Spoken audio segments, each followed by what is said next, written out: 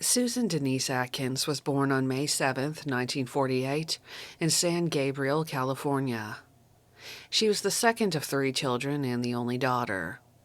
Susan's parents were alcoholics. In 1964, her mother passed away from brain cancer.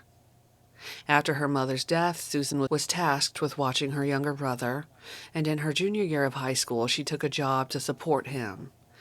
Eventually, her grades suffered, and she dropped out of high school after being told she'd have to repeat the 11th grade. So she quit and moved out on her own. She attempted to take her own life at one point with codeine pills. In 1966, Susan went to Oregon with two men that she had only recently met, and they were arrested for stealing a car. While apprehended by police, Susan told one of them, "I should have killed you." Susan was later given a suspended 6-month jail term with 2 years probation. In 1967, Susan played a part in Anton LaVey's Witch's Sabbath. Later that same year, she met Charles Manson. Susan would be the one to get the suggestion of Spawn Ranch as a place for the Manson family to locate to. In 1968, Susan gave birth to her son, who was given the name Zizose Zadfrak. In July 1969, Susan participated in the murder of Gary Hinman.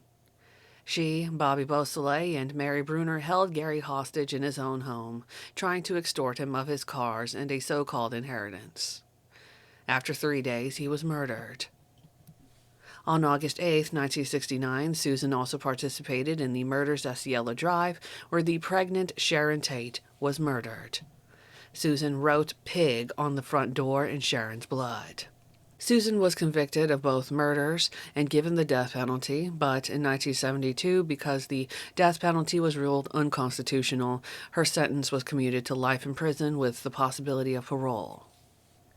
In 1977, she wrote a book called Child of Satan, Child of God, and she had converted to Christianity.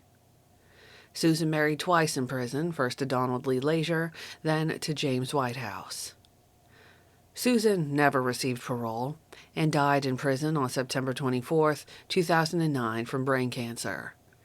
On Find a Grave, it states that she was cremated.